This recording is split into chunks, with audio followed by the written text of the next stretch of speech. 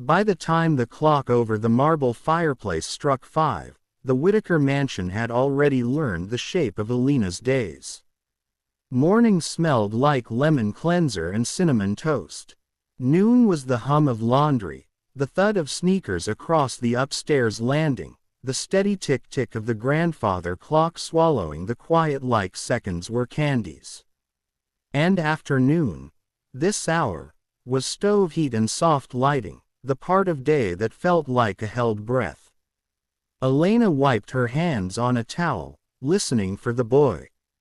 "Max," she called, angling her head toward the hallway.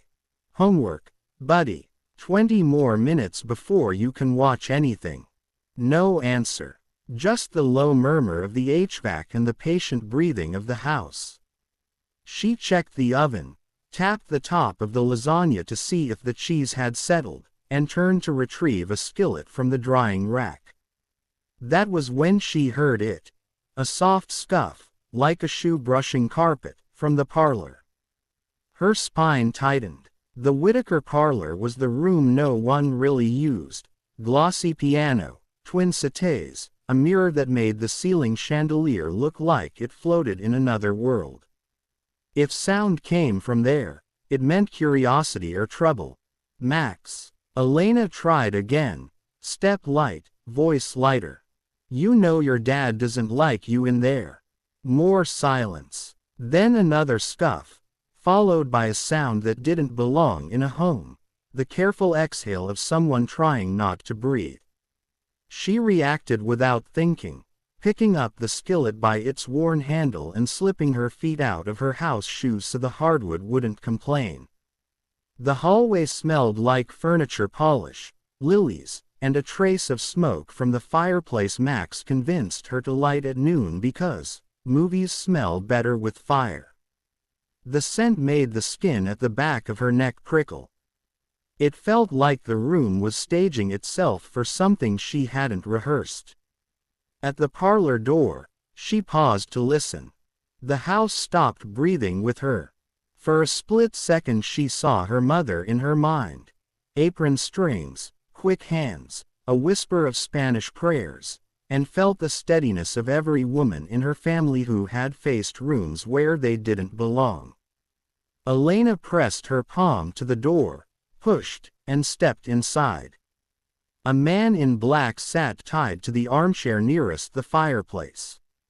For half a heartbeat she didn't swallow any air at all. He wore a tactical vest, matte and heavy, the kind Elena recognized from Too Much News. A balaclava covered everything but his eyes, which were open and alert. Thick rope looped his chest and arms, not artfully, but with a fierce efficiency that screamed panic more than practice. On the rug at his feet lay scattered cable ties, a roll of duct tape, a teddy bear with one ear chewed, and Max's tiny yellow rubber gloves. "Elena," Max whispered from the far side of the chair, popping up like a jack in the box, cheeks pink with adrenaline. "I did it. I tied him like the movies." Her heart came back hard and messy. "What? Max, what is?" "He came in through the back," Max said, voice racing. "I was getting my Lego astronaut, and I heard the mudroom door creak and a big boot sound. I remembered what you said about gut feelings, so I grabbed the jump rope from the garage and the teddy because, I dunno, Teddy's brave, and then he turned the corner and I panicked so I yelled, 'Stop!' And he actually did." The man's eyes cut to Elena. Calm, evaluating, not glassy like someone concussed, not darting like a trapped animal. Elena tightened her grip on the skillet. "You didn't tie me," the man said, voice low, surprisingly even. "Someone else did that." Max's eyebrows shot up. "I didn't." "Max," Elena said, her voice torching the air with authority she didn't feel, "back up. To me, now." He obeyed, but only after setting the teddy back down like he was returning a knight to a chessboard. Elena reached down without looking and found Max's hand. It was hot and small and buzzing like a hummingbird. The man on the chair shifted, the rope pressing into his suit. Not a thief's suit, not ragged or camo. Beneath the vest was a black shirt, beneath that a solid frame that spoke habit more than hobby. Elena's eye caught a single detail with a magnetic pull, a small stitched emblem on the edge of the glove. A lion, its paw on a shield. The insignia looked expensive. "What do you want?" she asked the man, skillet raised, voice steady. He gave a self-deprecating snort. "A glass of water would be awesome." "Not funny," Max snapped. "We're brave. We could hit you." "You could," the man agreed. "But then you'd have to explain a lot of blood to your dad when he gets home, and trust me, none of us wants that." Elena's gaze ricocheted to the doorway. The world beyond it felt suddenly too large, too porous. "How did you come in?" "Door wasn't latched," he said. "Mudroom. The security panels bypassed. Or," he lifted his chin toward the sideboard, "it thinks it is. Someone smarter than me scrambled it earlier. They left the back gate looped with fishing line. Old trick." "You're not smarter than you look," Max said, baffled and impressed. "Max," Elena said, squeezing his fingers. The man's eyes softened. Not kind, not apologetic, but something like weary. "I didn't come to hurt you. Everyone who says that hurts someone later," Elena shot back, even as the promise of water stuck in her throat like a dare. Something clattered in the hallway. A briefcase buckled against a doorframe, the scrape of dress shoes. Then a voice called, breathless, bright, a voice that always carried shallow laughter like it was tipping out of his pockets. "Max." "Little man, you." Grant Whitaker stopped at the threshold. He wore a tailored blue suit and a tie a shade too bold, as if someone had told him on a podcast that Power Blue sells honesty. In one hand he held a leather briefcase. In the other, he clutched the teddy bear's ear. No, a second bear, this one an immaculate twin, not chewed. The look that climbed over his face started at surprise and ended at something Elena had never seen in him: naked fear. "What the?" The word swooped up into a gasp. "Elena." "Max." "Hi, Dad," Max said, half triumphant, half 7 years old again. "I caught a bad guy."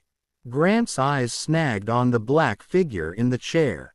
His jaw opened without sound. The color lifted from his cheeks as if a drain were tugging it out through the floor. "Hello, Mr. Whitaker," the man said politely. "Rook," Grant whispered, and the syllable fell from his lips like a confession. Elena felt the word land in her chest.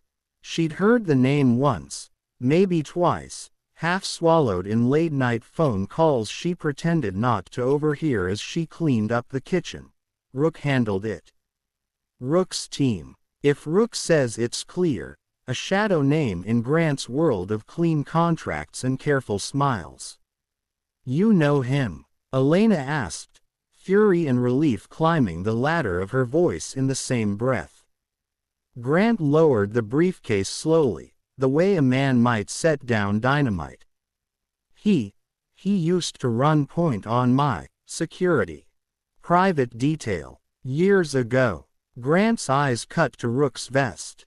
Why are you in my house?"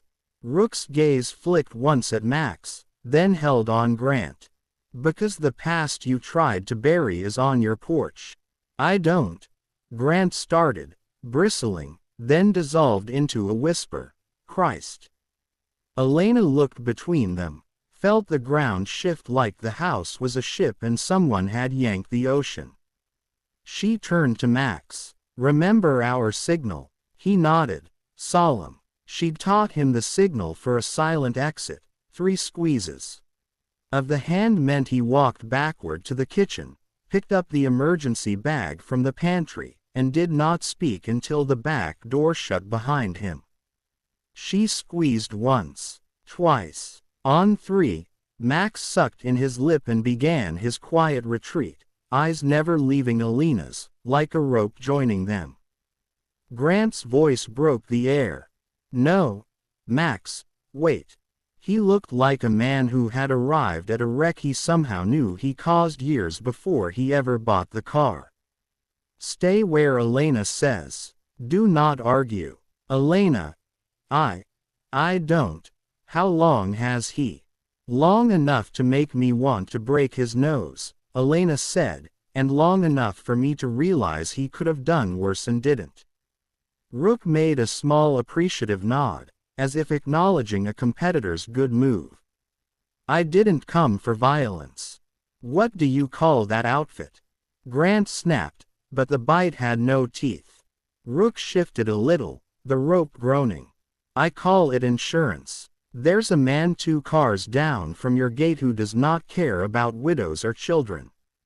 He cares about debts. Yours. Grant flinched. Elena tasted iron. Debts, she repeated flatly. To who? Rook's eyes found the mantel clock, considered the time like a bouncer checking a list. To men who funded your first big deal when banks wouldn't touch you. To men who let you keep your perfect fingernails while they got blood under theirs.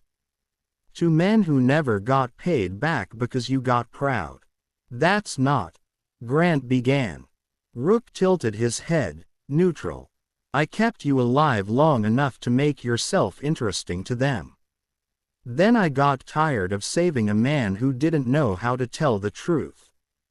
Grant stared at the floor. The bear in his hand looked suddenly ridiculous, a prop from a fatherhood he wore like a rented suit. He looked up at Elena, and for the first time since she'd worked in this house, he had no director for his eyes to turn to. He was just a person in a room with other people who could bleed.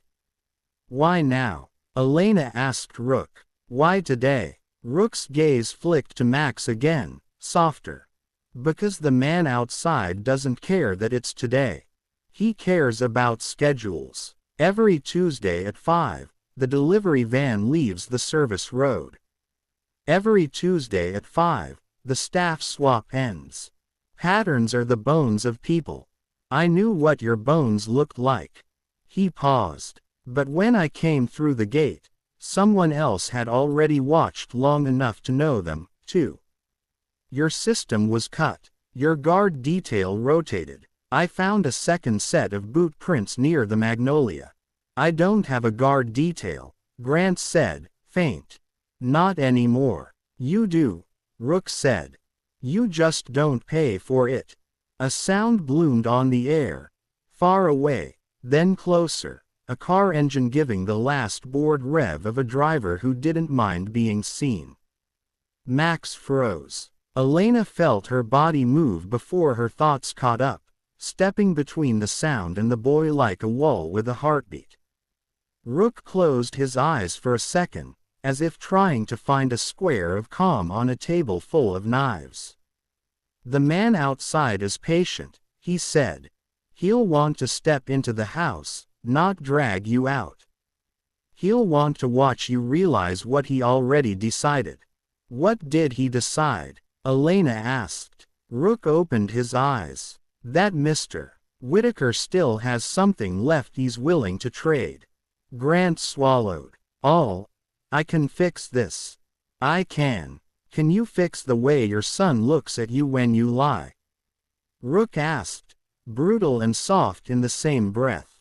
Because that's the only thing in this room worth any bargaining. The front bell rang. 3 slow chimes. The kind of ring that didn't ask permission. Grant jumped like he'd been cut. Elena felt Max's hand crush hers. Rook's head tilted toward the sound. His calm eroded into something like focus honed too sharp. Don't answer, Elena whispered. My staff, Grant said weakly. Your staff is me, Elena said, and the truth of it steadied her anger into action. She looked at Rook. "What's his name?" Rook's eyes flicked to the door, then back. "He changes names like plates at a sushi bar. Right now he calls himself Maddox." "And what will he expect?" Elena asked. "A man in a suit trying to pretend he isn't scared," Rook said. Grant's mouth opened, closed. The bear's fur crinkled under his grip. Elena reached for the second skillet hanging by the stove, lighter than the first, a little dented at the lip where she'd dropped it last winter. She handed it to Max. "You said you wanted to learn to cook," she whispered, forcing a smile he could borrow courage from.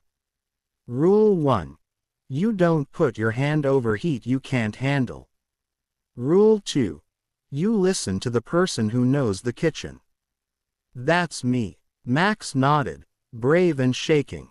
"What's Rule 3? Elena glanced at Rook and then at Grant. "If a stranger enters your kitchen, make sure he leaves with fewer choices than he walked in with." The bell rang again, followed by a soft knock. Not impatient, deciding, Grant moved toward the foyer like a man wading through wet concrete. Elena stopped him with a word. "Keys." "What?" "Your car key," she said. "And the little black fob for the garage. Now." He blinked, then pressed them into her palm, skin cold. He looked like he wanted to say a dozen things and didn't know which one might not kill them. She turned back to Rook, forced her voice low. "You're tied. Make me believe that was my idea." Rook's eyes warmed by a degree. "Put the rope under, then over my wrists, not through. Make your knots wide. It'll look messy, not fake." She knelt and did as he said, hands steady. The rope scraped her skin, stealing the last of her housekeeping softness.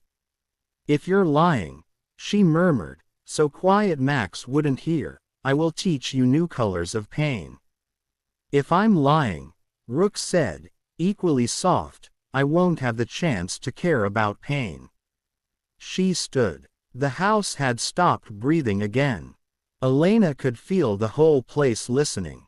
The lilies, the mirror, the piano, the clock, everything with a surface waited for its next reflection.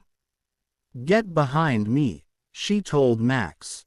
To Grant, "You open the door and say the thing you always say when you don't want a meeting." Grant blinked. "Which thing is that?" "The polite lie," she said. He swallowed, nodded. "Of course." He walked toward the foyer, shoulders trying to remember what confidence felt like. Elena and Max trailed to the parlor threshold, the skillet a heartbeat in her hand. Rook sat like a dark statue, rope biting his suit, eyes tracking the doorway. Grant reached for the handle. He paused, turned his head an inch toward Elena, toward Max, toward the life he thought could be managed like a calendar. Then he opened the door.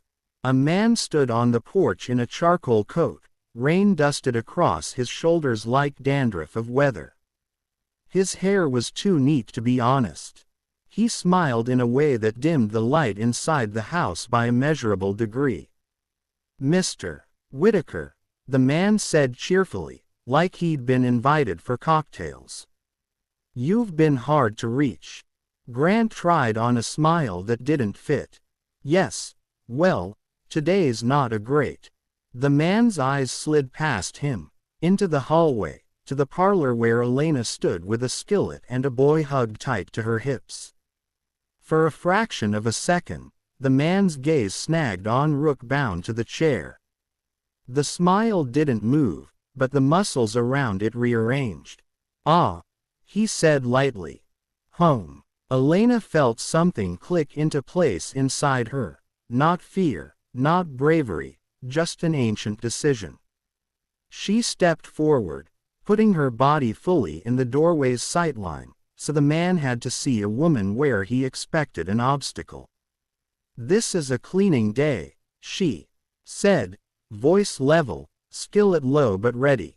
You'll need to come back when the house is in the mood for company.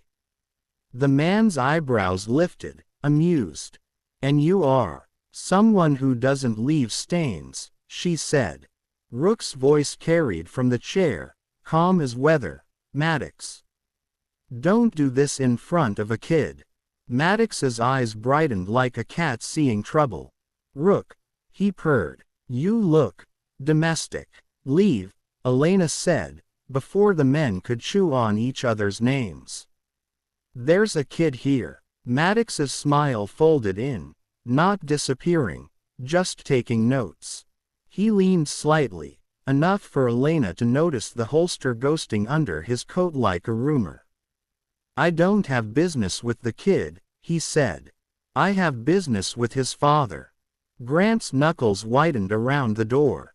Whatever you want. What I want, Maddox said, is a story with a tidy ending.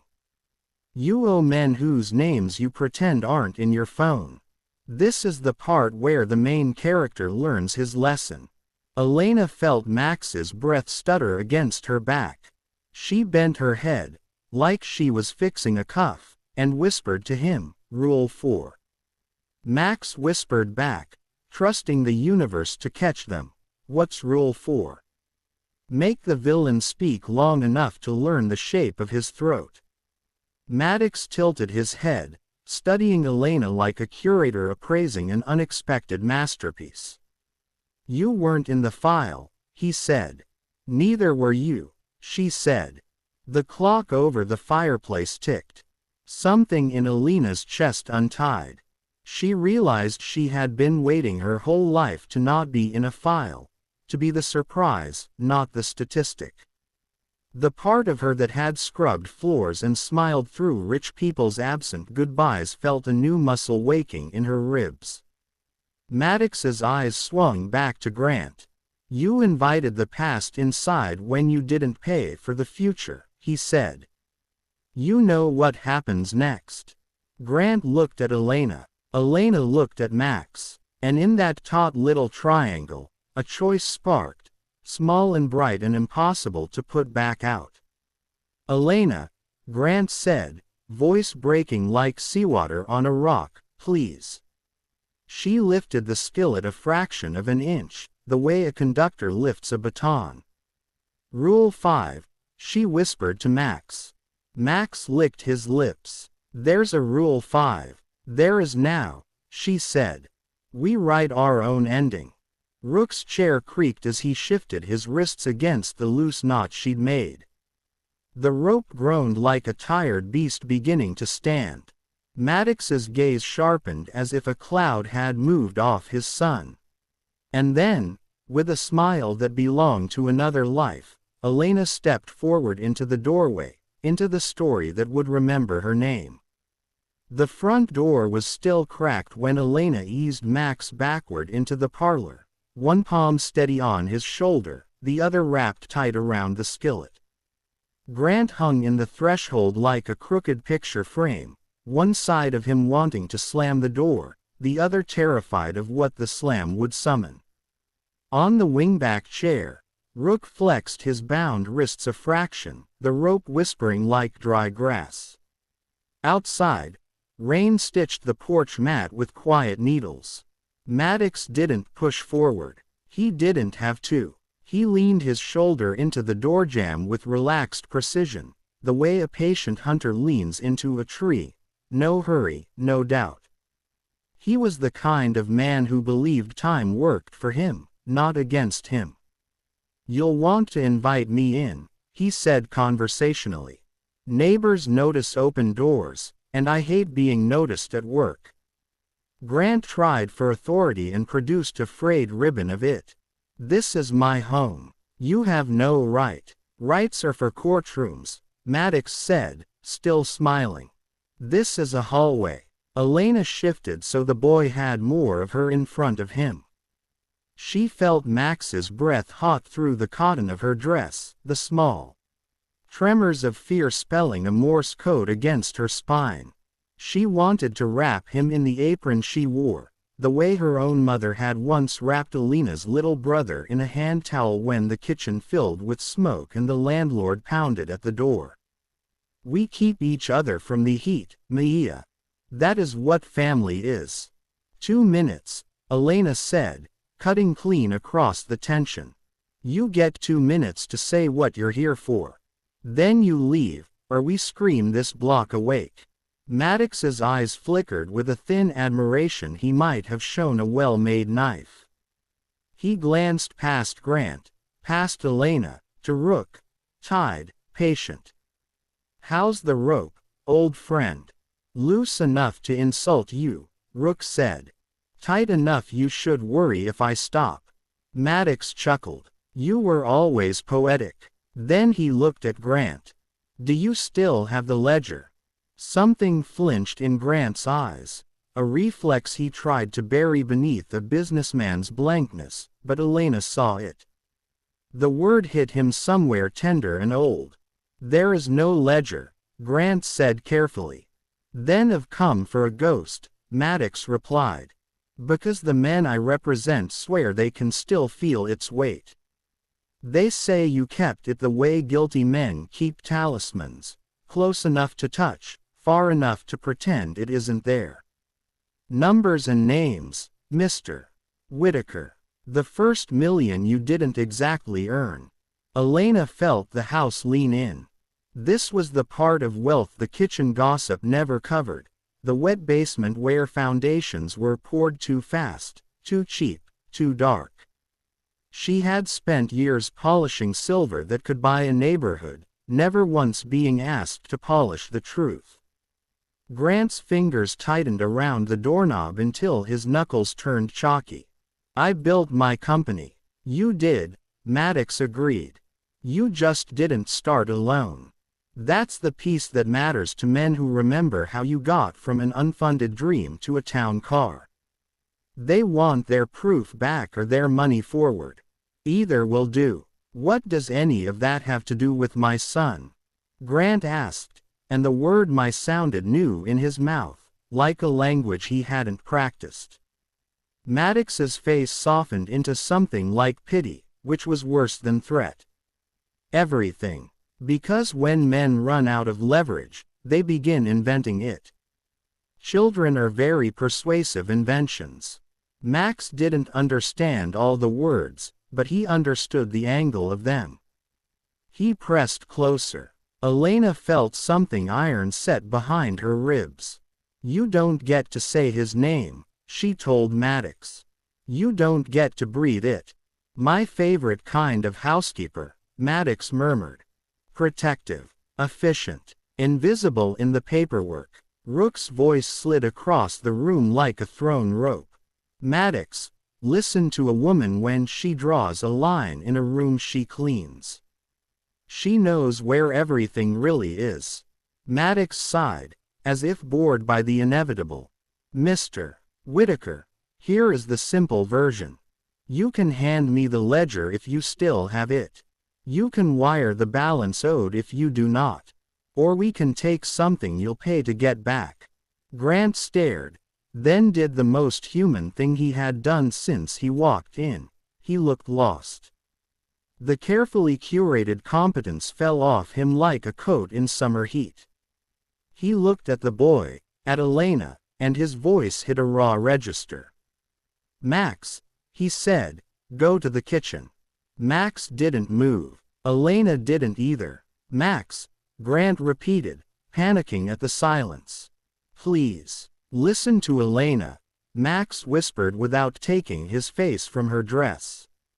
"She knows the rules." The smallest sound came out of Grant, the kind grief makes when it remembers itself. Rook cleared his throat, bringing the room back to the brink it had been edging. "Maddox, you've made your point. We're not doing this here. Not with a kid." His gaze slid to Elena. "There's a panic latch behind the sideboard. Untoggle it." Elena's eyebrows shot up. She had dusted that sideboard every Tuesday for 9 months, never feeling the metal tongue hidden in its carved blossom. She moved to it now, fingers feeling through the decorative scrollwork until, click. Somewhere internal, the house exhaled a mechanical sigh. A steel tongue slid into the doorframe near the foyer, thick and blunt.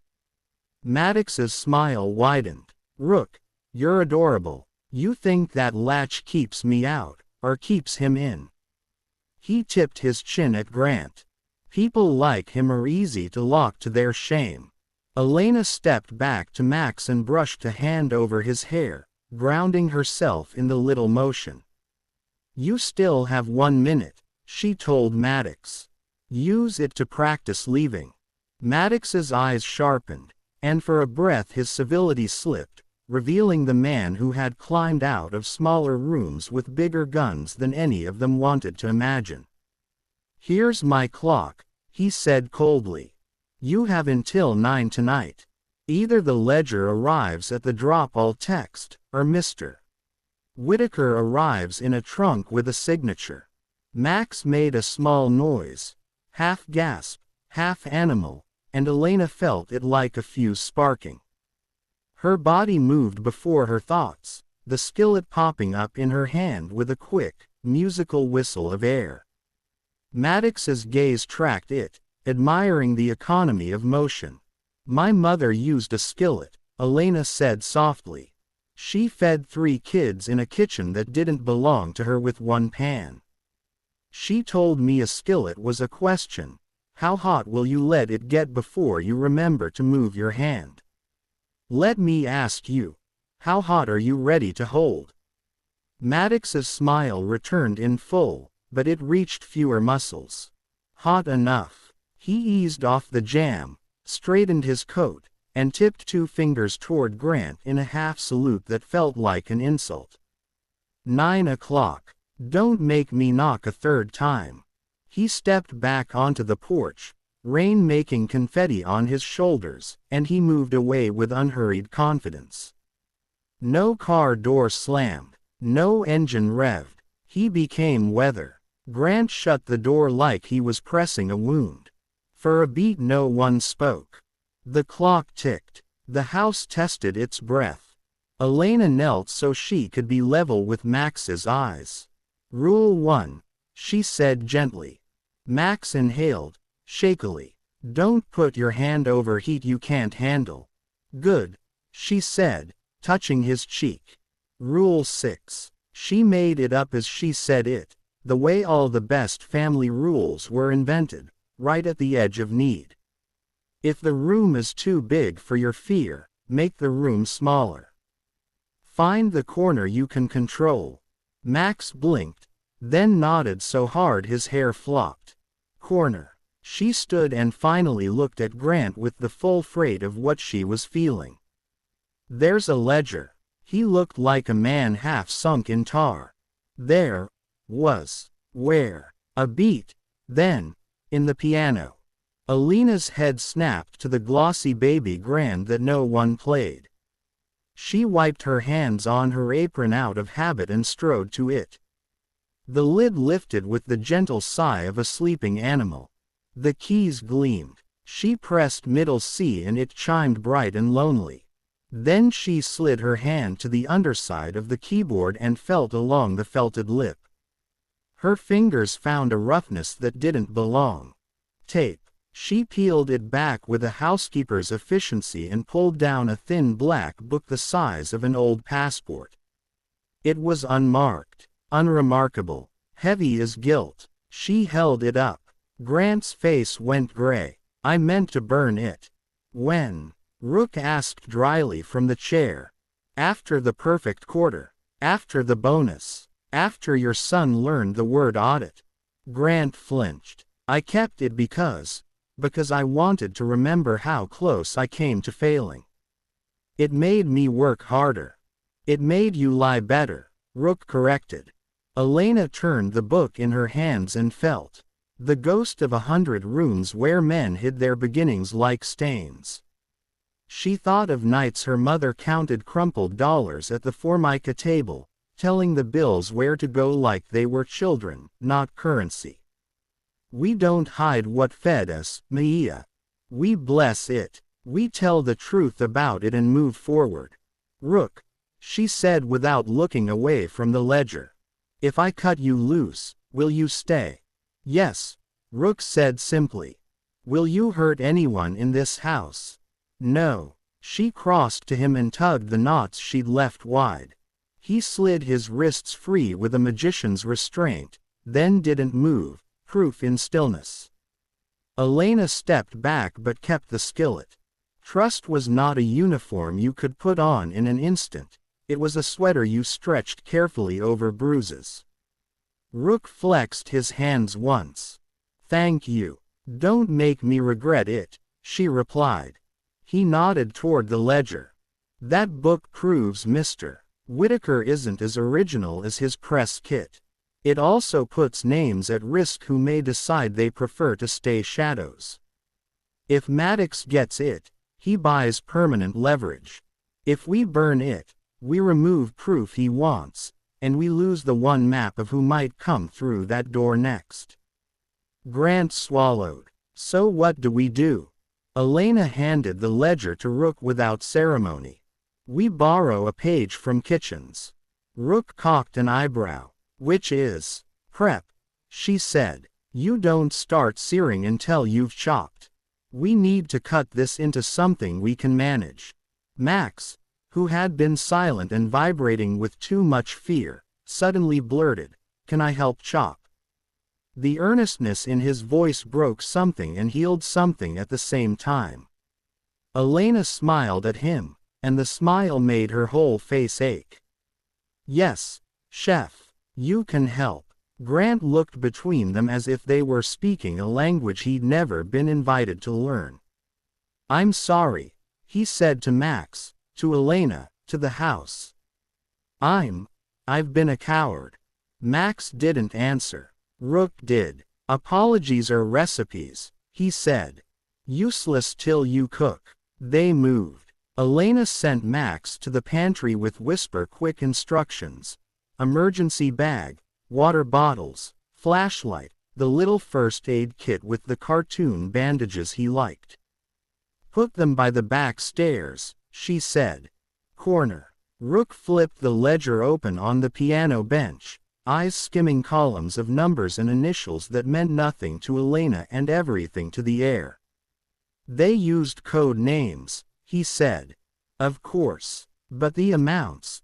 These are big enough to get government attention if anyone wants to make a career. Can the government keep us safe by 9 o'clock? Elena asked. Rook didn't look up.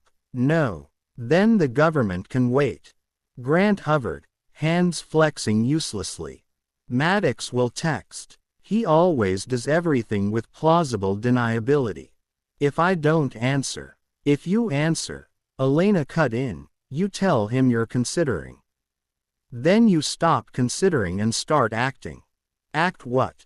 Grant asked helplessly. Like a father, she said, and the word struck him like water to a man dying of thirst. Rook lifted a page. Beneath it, faint pencil scrawl bled through, erasures that had never fully let go. He angled the book under the lamp.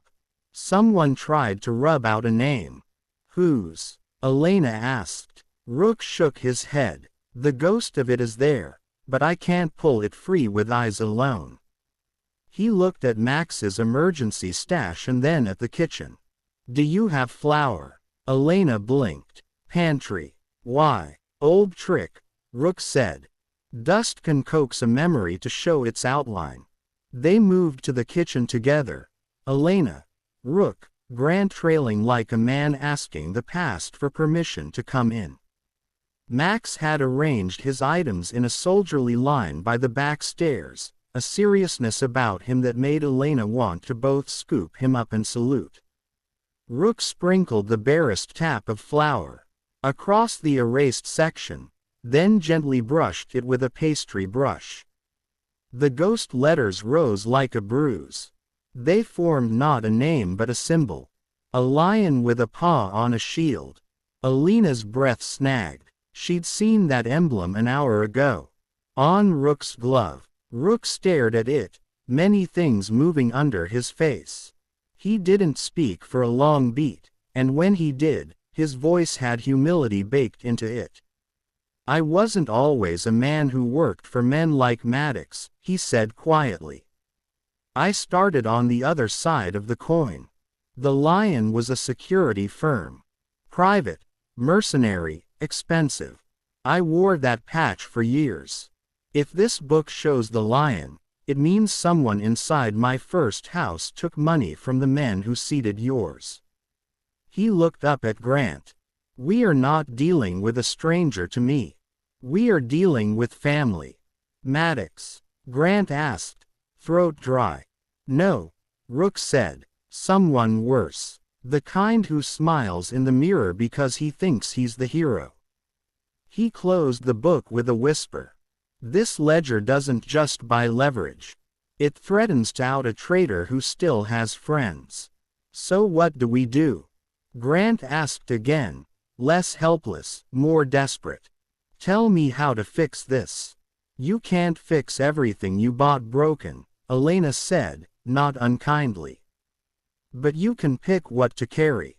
She touched the ledger. We keep this. We don't trade it, because trading with men who use children as leverage is just teaching them to ask for seconds. We hide it where Maddox won't think to look, and we get out of this house with the only things that matter. Where? Rook asked. Hiding something from a man like Maddox is like hiding sugar from ants. Elena looked around the kitchen. The heart of any house, a map of habits. She saw the file folder of warranties stuffed in a junk drawer, the cookie tin that actually held buttons, the vase that got fresh lilies every Tuesday.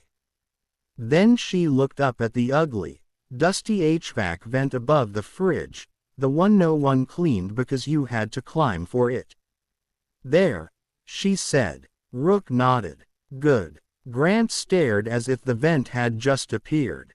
How do you think like that? I clean, she said simply.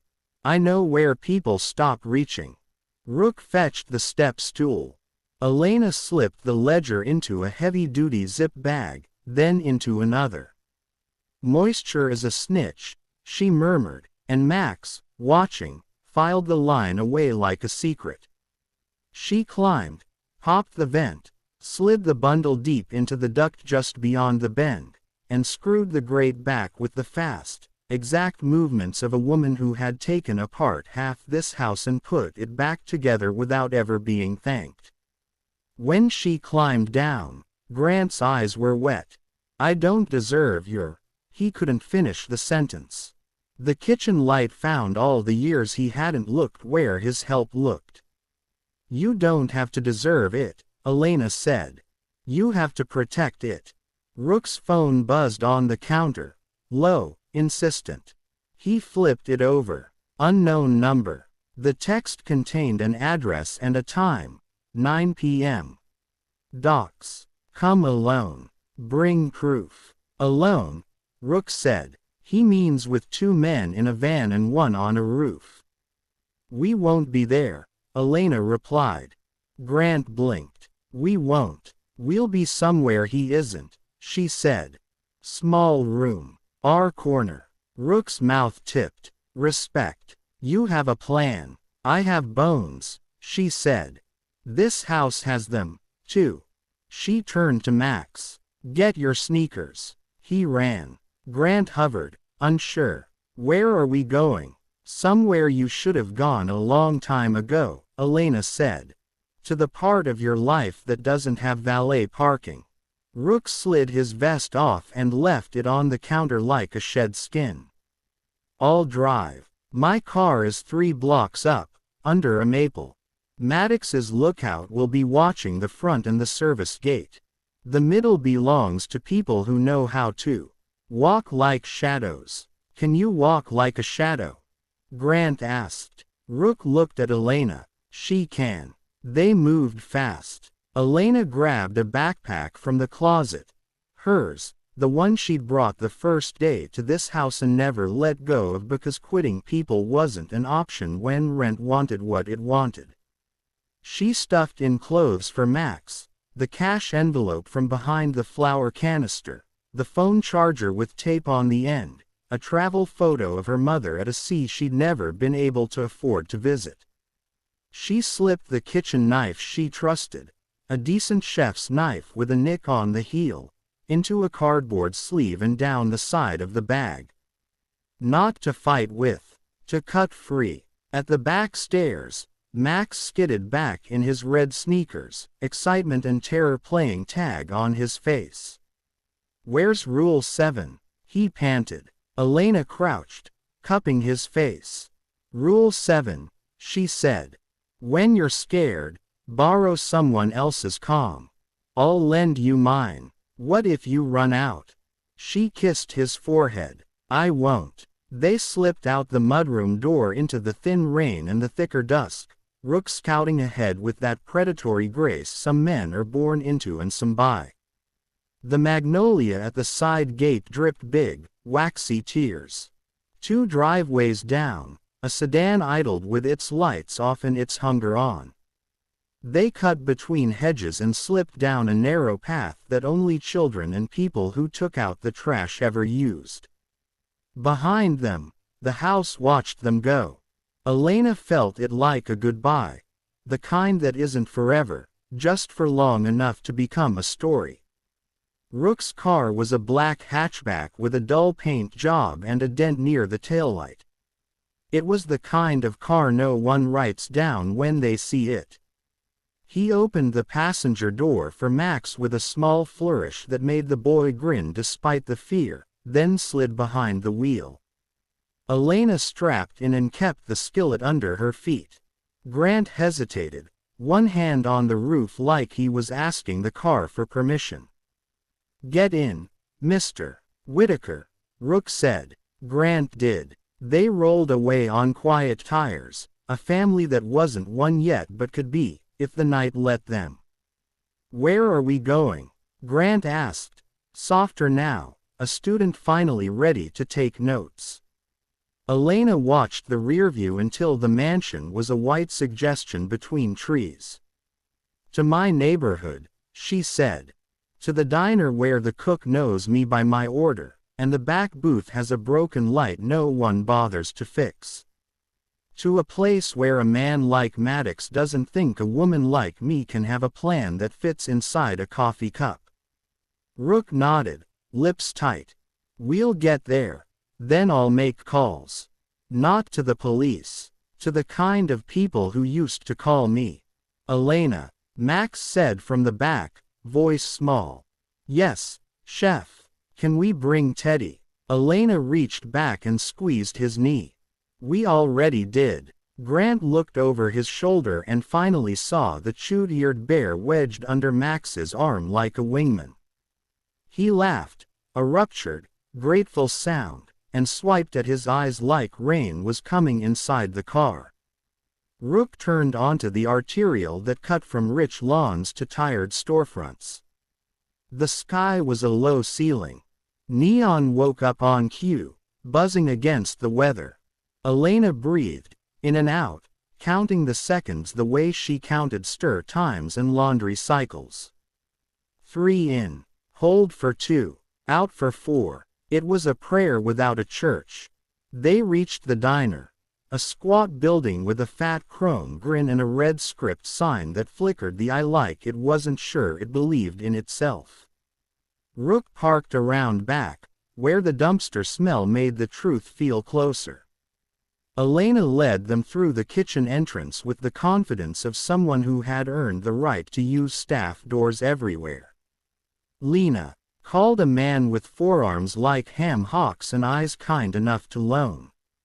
"You're early for pie." "I'm late for trouble," she answered, flashing him a smile that asked for a favor and promised a few back. "Can we take the back booth? The light with the buzz. For you. Always." He looked at Max. "Want a milkshake, little man?" Max's eyes widened. "Can it be chocolate and vanilla mixed?" "Marble," the cook pronounced, solemn. "Best kind." They slid into the booth. The buzzing light threw a tired halo over them. Rook set the ledger on the table between the salt and the sugar like it was simply another condiment. For the first time since the doorbell rang, Elena let herself sag against the vinyl. Max slid in at her side and leaned his head into her shoulder. Grant took the other side like a penitent where the check arrives. By 9 o'clock, Rook said, voice low, Maddox expects a call. He'll have eyes on the house. When he doesn't see us, he'll adjust. He'll look for the ledger. He'll find we outthought him, and he'll be offended. Offended men get creative. Let him get creative, Elena murmured. We'll get ready. Grant cleared his throat. How? Elena looked at him and, for the first time, let herself imagine the man he could be if fear didn't dress him every morning. We tell the truth, she said. To the only person in this story who deserves it without any more delay. She turned to Max, who looked up at her with absolute faith and a milkshake mustache already blooming in his imagination. She took his small hand. Your dad made mistakes before you were old enough to know what a mistake is. Those mistakes brought danger to the door. But listen to me. You are not a bargaining chip. You are not a lesson for men to learn. You are a boy I will fight for until the skillet melts in my hand. Max nodded, solemn. Rule 8. She smiled. Rule 8. We don't whisper our worth. We say it loud enough for villains to hear. Rook's phone buzzed again. He glanced. A photo this time. The Whitaker mansion's porch, empty. A caption. Tick, tock. Elena looked at the ledger, at the boy, at the man who finally seemed ready to be the title on a story instead of a footnote. The night had edges. Her plan did, too. She squeezed Max's hand, drew a breath that tasted like coffee and rain in the iron of courage, and said, okay. Here's what we're going to do. The hum of the broken light above their booth felt louder than conversation. It buzzed like a warning no one could switch off. Elena sat with Max curled against her, his milkshake clutched in both hands, a nervous lifeline disguised as sugar. Across from her, Grant shifted like a man trying to find comfort in a chair that would never forgive him. And beside him, Rook traced one finger along the cover of the ledger as though it were both weapon and wound. The diner smelled of frying oil, coffee, and a sweetness of pies cooling on the counter.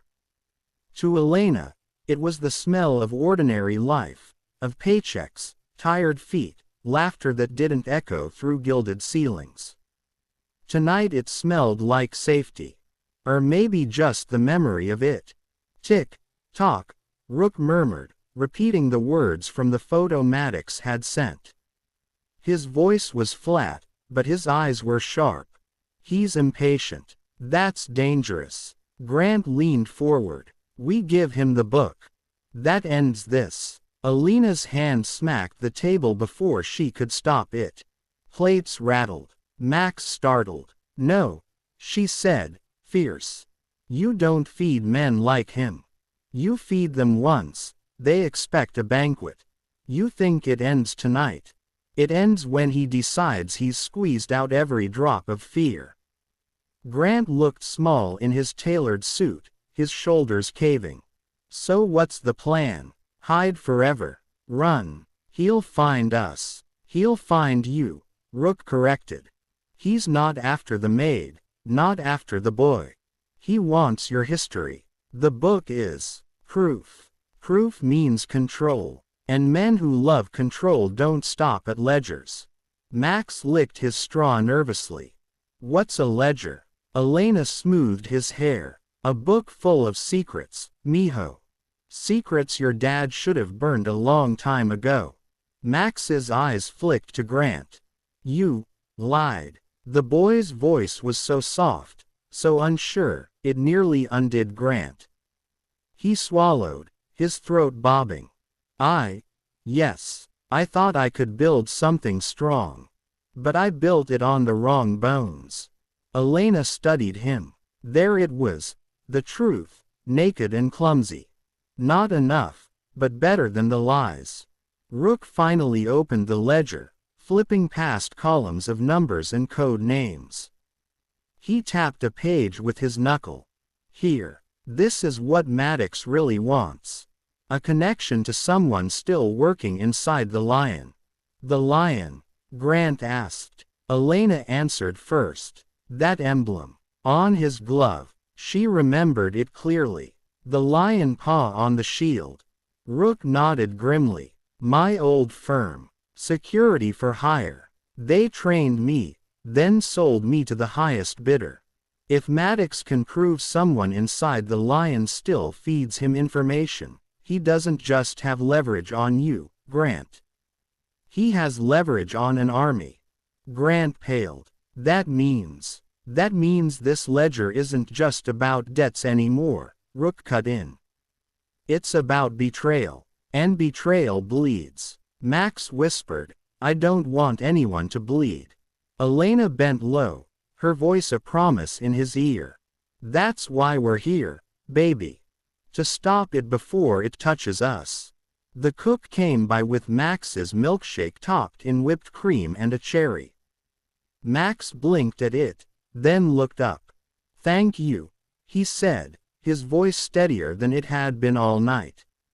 The cook winked. Marble's best kind. Then he shuffled off. For a moment, the booth felt almost normal. Like a mother, a boy, a tired father, and a stranger could just be people. But then Rook's phone vibrated again. Another message. This time, a video. The mansion. Its gates. And a shadow moving across the lit windows upstairs. Maddox's voice followed. Calm and cold. If you're not home, someone else is.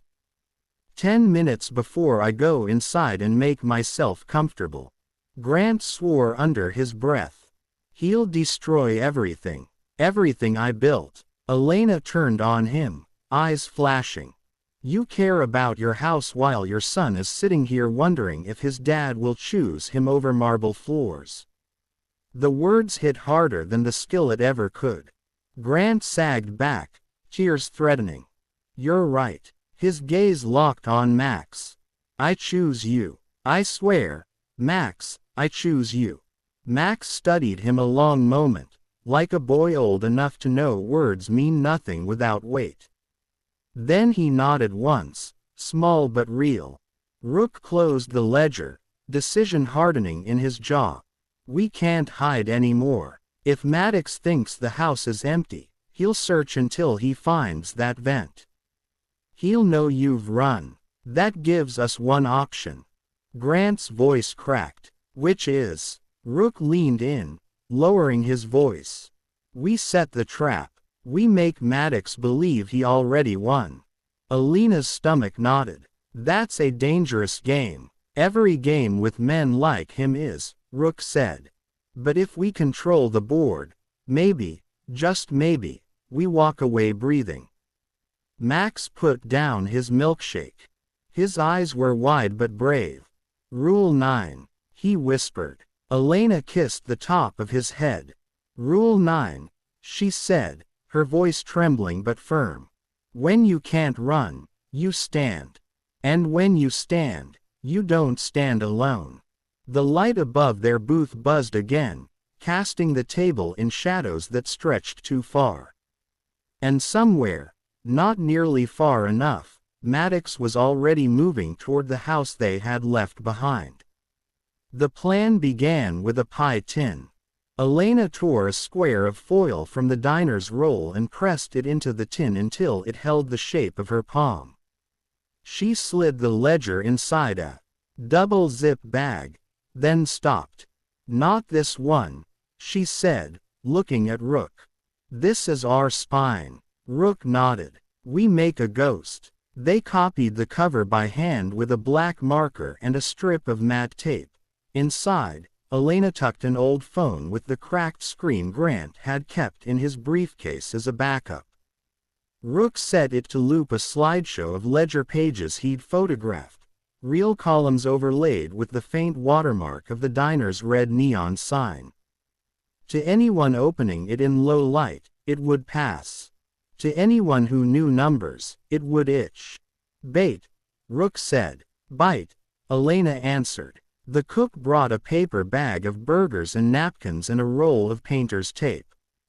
He didn't ask questions. People who worked in heat knew when to stay out of it. As he left, he pointed 2 fingers at Max and then at his own eyes. "I see you, kid," and Max saluted him with the seriousness of a soldier. Rook turned the cracked phone's volume up 1 notch. In the loop, a recorded tick-tock from the clock over the mansion's fireplace bled under the photos. "He expects the sound," Rook said. "We give him the sound." Grant watched, ashamed and astonished. "You're building a theater," Elena corrected him gently. "A kitchen. With stations." Rook sketched it on a napkin. Stage A, the mansion, Maddox's eyes, the vent, the porch camera. Stage B, the docks, the drop, the bait, the roofline. Stage C, the diner, the real book, the boy, the exit. Max traced the letters with a fingertip. "I stay here. With Mom. With me," Elena said, squeezing his hand. "Rule 10. Max's eyes widened. "There's a Rule 10. She nodded. "We don't hand our fear a map." Rook stood. "I'll take the bait to the docks." "Elena, you call the number from the house phone, make him hear the chime he expects, and tell him you'll deliver on time." "Grant." Rook hesitated, then let the truth be the truth. "You come with me." Grant stiffened. "He asked me to come alone." "Exactly," Rook said. "He thinks alone means owned. We show him you're not." Elena's grip tightened on Max. "You don't get near him." "I won't," Grant said, surprised by how much he meant it. "Not closer than I have to. I'll stand where he can see me and see that I am not running." Rook slid the decoy ledger into the pie tin, wrapped it in foil, taped it shut, then slipped it into a grease-stained paper bag. It looked like late-night food. It looked like nothing at all. Before they left, Elena took Grant's tie in her hands and loosened it, then looped the narrow end around his neck again. He flinched, and she realized he thought she might strangle him for everything he'd done. She only straightened the knot so it sat honest. "You don't need armor," she said softly. "You need to be a father." He blinked hard. "If I come back, I'll start with that." "When?" Elena said. She made it a recipe, not a wish. They split the city along its wet seams. Rook drove the hatchback toward the river, Grant silent in the passenger seat, both men ghosts in the dashboard's weak light. Elena and Max stayed in the diner's back booth under the broken fluorescence halo. The cook turned the radio low and loud at the same time, white noise to blanket fear. Elena opened her backpack and set the real ledger in her lap, a heartbeat she could hold. At 8:54, she used the diner's landline and called the number Rook had flagged. It rang twice. Maddox answered with a smile she could hear. 9 o'clock is punctuality. Early is eagerness. Elena pitched her voice flat. "We'll be there." "We." The syllable sharpened. "Who's we?" "The debt and the payment." He chuckled. "Bring the book, Mr. Whitaker." Elena didn't correct him. "Where?" "The docks," he said. "Pier 17. The crane's shadow. You'll know me." "I always do." She hung up first. She let the dial tone teach her that endings could be chosen. Across town, Rook eased the hatchback into darkness just shy of the old ferry terminal. The docks smelled like rust and river and the tired breath of things that used to move. The crane loomed over black water like a question mark. Rook killed the lights, studied the roofline, pointed.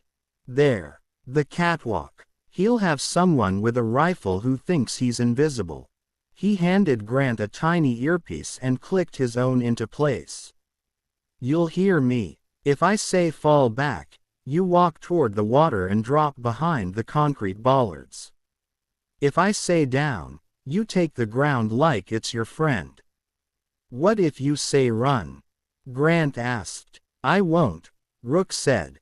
Men like Maddox make running into a sport. Grant swallowed. I deserve whatever this is. No one deserves to have a child used against them, Rook said, startling even himself with the force of it. You deserve to pay back what you took. That's different. They moved like men who had practiced different kinds of courage. At 8:59, Maddox stepped from the shadow of the crane, his coat quiet around him, his holster another rib. Two shapes cooled on the catwalk above, a spotter and a long gun. A third shape leaned in the open door of a van, the engine a low purr, the license plate conveniently muddy. Rook ghosted left, along a stack of pallets that smelled of sea and old rope. Grant walked into the light where the crane's arm made a slice in the rain. He carried the paper bag like a man bringing dinner to a wife he still believed he could impress. Mr. Whitaker, Maddox called over the water. You clean up well for a man about to be robbed. Grant's throat worked. You said bring the book. You brought a sandwich. The smile flashed. Clever. But you know I'll open it. You'll do what you came for, Grant said, fighting to keep his hands level. And then you'll leave. Maddox's eyes shone. Every man asks for a tidy ending. Very few are tidy enough to deserve one. Up on the catwalk, the spotter shifted. Rook saw the flash of a wristwatch, cheap metal, anxious heartbeat. He slid 2 fingers to his earpiece. Wind right to left, he whispered to no one in particular and to the man on the catwalk, because sometimes even the enemy needed help not to make a mess. The long gun corrected by a hair. Rook exhaled. He hated amateurs with power. Maddox closed the distance until he could smell Grant's cologne and disappointment.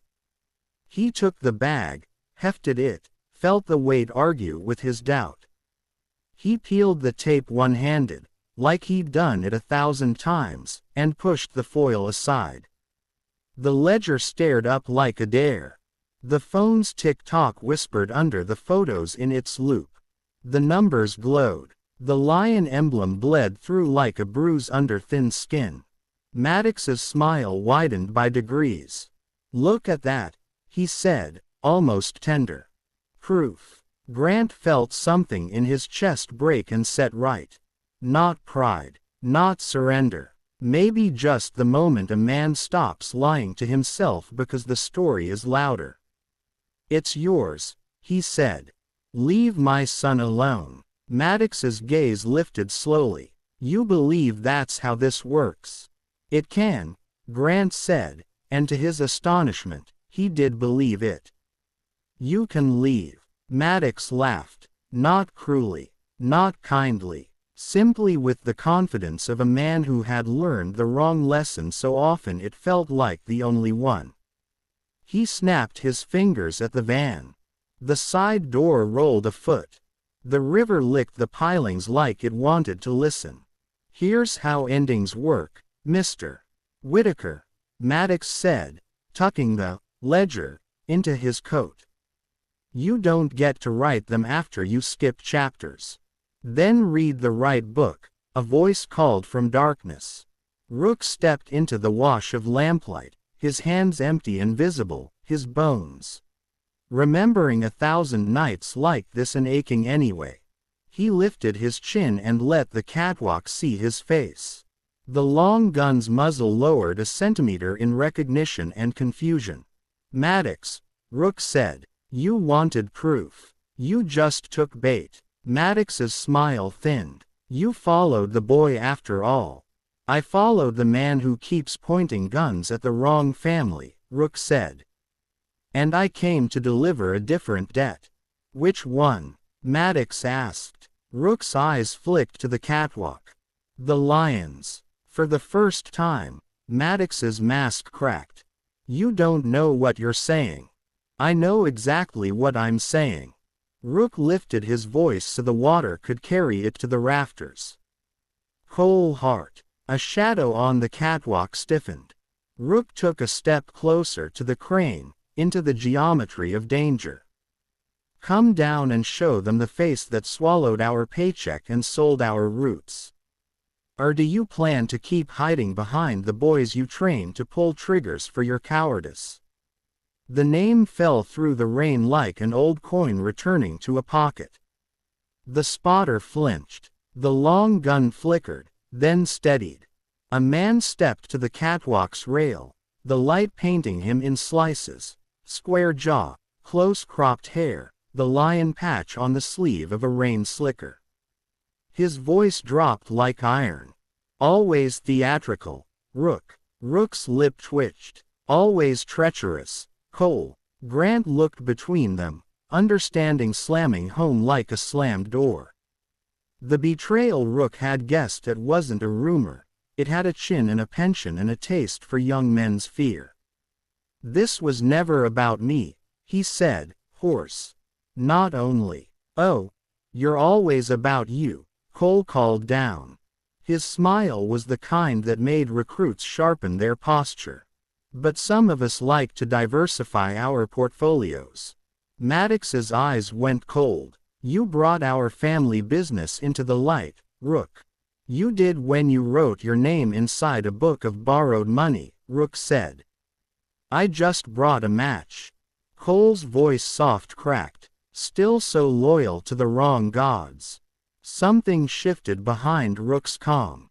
Elena would have recognized it for what it was, the moment a man decides which stove gets his last burner. Rook didn't raise his voice. He did not ask. He told the air what would happen next. You're going to lower your rifle, Cole. You're going to step down those stairs slow, hands where I can see them.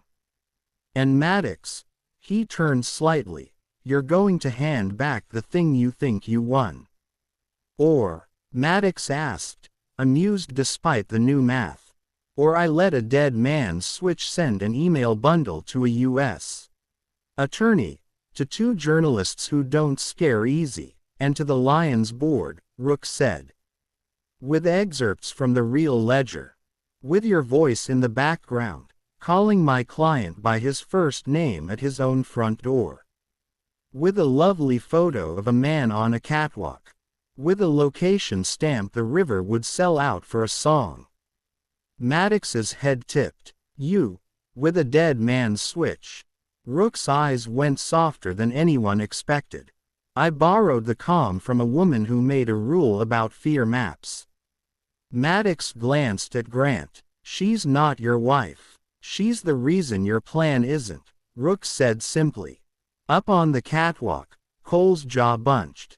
He lifted a hand. The hand of a commander who had taught men to be weapons, and made a small dismissal gesture at his own rifleman. The muzzle dipped and kissed the floor of the platform. Cole started down the stairs, measured and furious. When his shoes hit concrete, he looked smaller. Betrayal always did terrible things to height. Maddox weighed his options, eyes narrowing on Rook's empty hands. Men like him assumed proof must be a gun. He took a step toward Grant, close enough to smell the expensive regret, then stopped. His smile returned, crisp as a pressed collar. He took the bag from his coat and set it back in Grant's hands. Tidy, he said. Let's see if your match burns. Grant's fingers were shaking, but he held on. Cole walked closer to Rook, rain ticking on his shoulders like a metronome. You think your email frightens anyone with a key to a room like this? No, Rook said. I think your board's lawyers frighten you. Cole's smile didn't reach his eyes.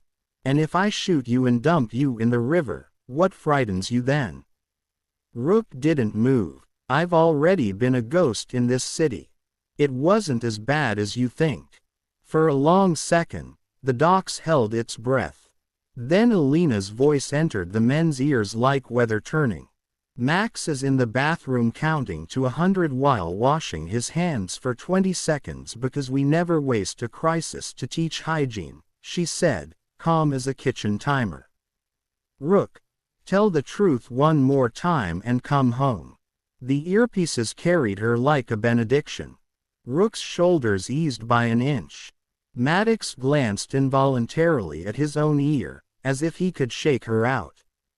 He chuckled. I like her. You don't get to, Rook said. Maddox spread his hands, and it looked civilized until you remembered what those hands did when they were bored. Here's my counter, he said. We all walk. I keep a copy I shouldn't have. You keep your book you shouldn't have kept. And Mr. Whitaker, he flicked his gaze to Grant, pays a charitable donation to a fund that doesn't exist but does good work in the Cayman Islands. Everyone gets to wake up tomorrow. Rook looked at Grant. No more transactions you can't say out loud. Grant's voice didn't shake. No more. Maddox sighed, almost fond. Men who find their conscience late in the movie always think it buys them a different ending. Sometimes it does, Alina's voice said in their ears, and they each tasted coffee and rain and certainty. Cole took a last step, a fraction too close. His smile wanted to own the room again. You'll regret this, Rook. Rook's answer was not bravado.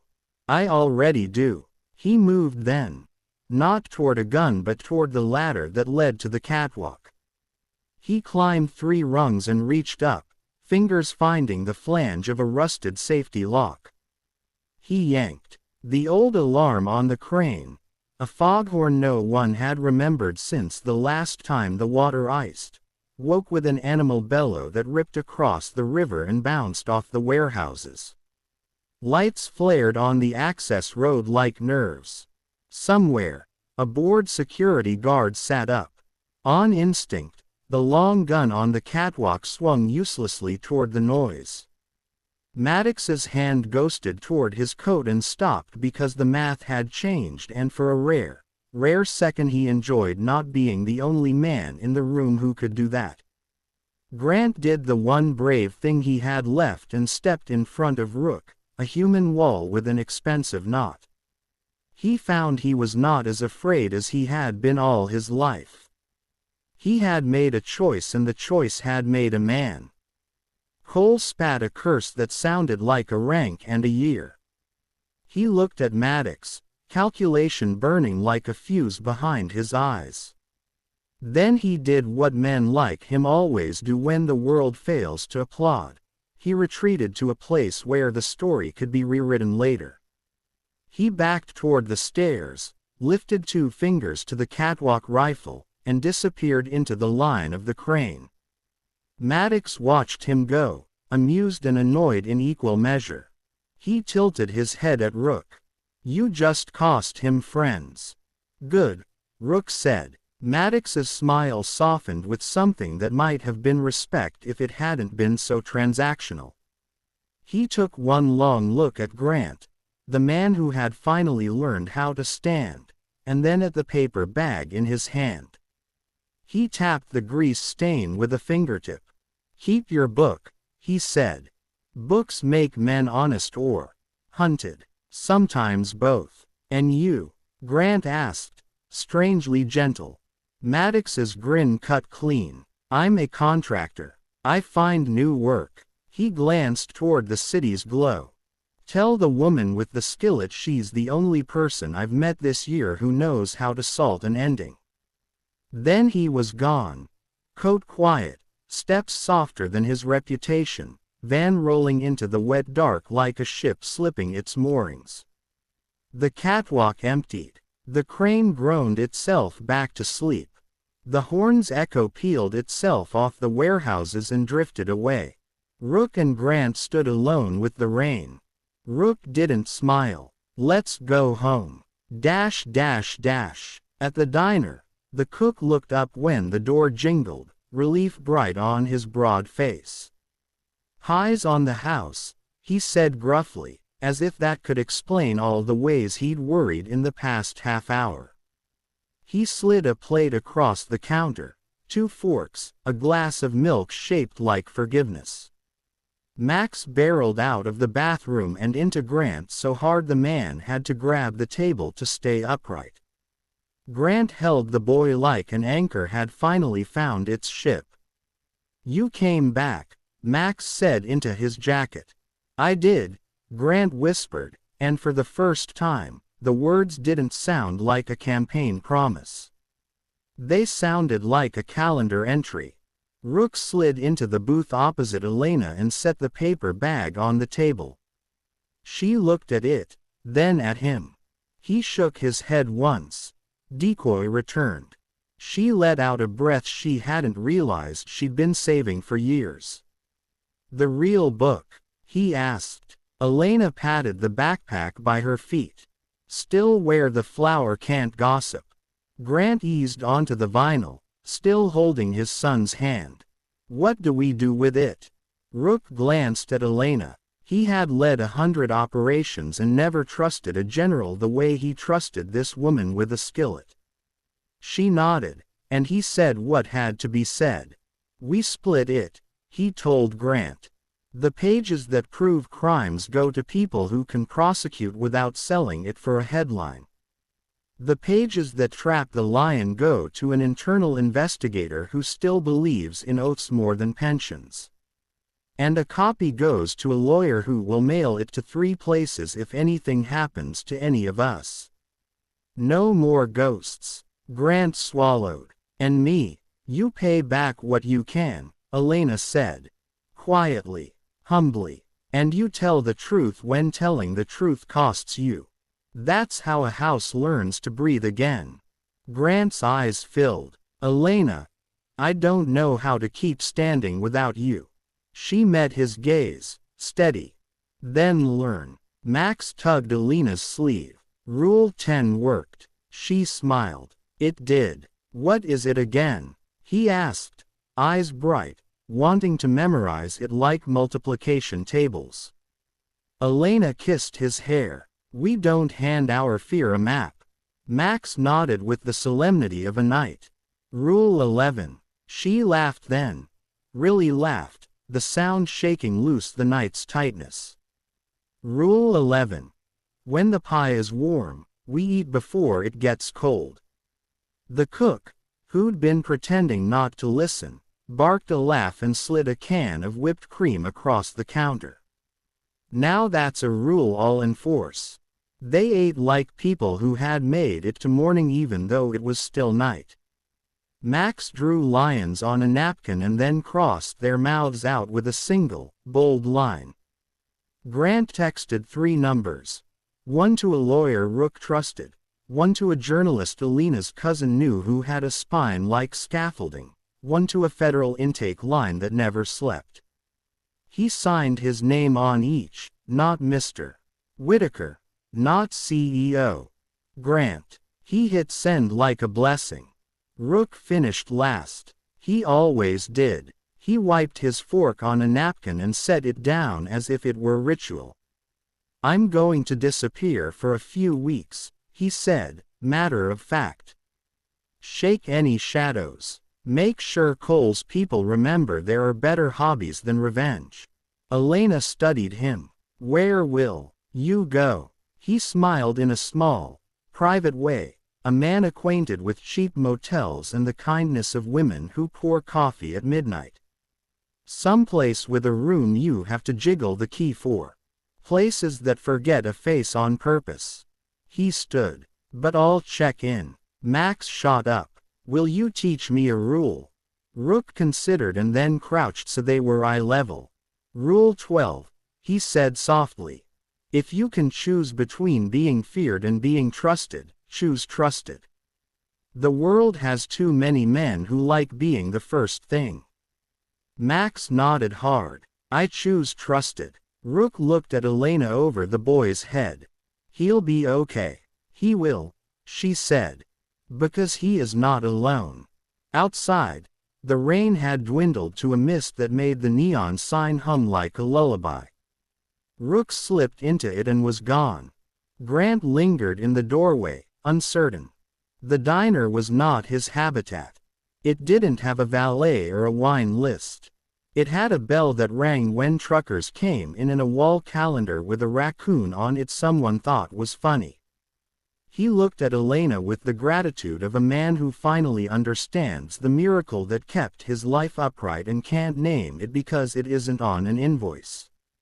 I don't know where to start, he said. Elena wiped a smear of cream from Max's chin and stood. She picked up the backpack with the ledger and looped one strap over her shoulder. Start by dropping me and Max at home, she said. My home? He asked, startled. Our home, she corrected gently. The small one. The one with the plant on the windowsill that keeps trying even when it forgets the sun. She smiled without softness. We'll sleep. Then tomorrow, you'll sit with your accountants and map the honest road. You'll make calls you've avoided. You'll send checks you should have sent. And you'll show up for pickup at school with the same quiet face you wore tonight. He nodded, tears making his voice clumsy. Okay. And you'll come by Saturday, she added, as if she were assigning him a task instead of a chance. There's a community kitchen under the overpass that needs shelves. Bring your hands, not your checkbook. He almost laughed. Yes, ma'am. The cook handed them a paper sack of breakfast rolls for morning and a wink so big it could have been a blessing. Elena took Max's hand. Grant carried the other sack, the one that looked like it held burgers and actually held a future. They stepped into the wet street. The city smelled like a chance to do better. Dawn found the Whitaker mansion quiet and watched. A magnolia leaf lay on the porch like a signature. In the upstairs vent, behind a bend where careless men stopped reaching, a space was empty. In a boardroom a few miles away, an email blinked awake with excerpts from a ledger and the sound of a woman's voice telling a man to tell the truth. A lawyer straightened his tie and said, "We'll handle it." On a catwalk, a man named Cole counted his friends and found fewer than he liked. In a small apartment that had learned to be big enough, Elena woke to the sound of a boy snoring into a bear's chewed ear. She lay for a long second staring at the crack in the ceiling that looked like a river on a map. She felt the ledger's weight under the bed, then felt something else, lighter, wilder, unmeasured by clocks or columns. Hope, maybe, or the ordinary courage of women who make rules in kitchens and enforce them in doorways. Her phone buzzed. A text from an unknown number. "Salt the endings," it said. M. Elena smiled without fear. She texted back 2 words that were not a threat and not an invitation, just a boundary written in clean handwriting. "We will." She put the phone down, rolled toward Max, and breathed with the house. 3 in, hold 2, out 4, until morning finished arriving. When Grant knocked at 9, with coffee and a shy face, she opened the door and let a new day in. They didn't write happily ever after. They wrote honestly. From now on, 1 check, 1 apology, 1 rule at a time. And when the story told itself later, as stories do, to people who need to remember that endings can be salted and served, it remembered Elena's hand on a skillet, a boy's steady nod, a man who decided late but decided anyway, and a ghost who chose trust over fear. It remembered a broken diner light that hummed like a halo and a ledger that finally learned what books are for. Not to bind us, to make us brave.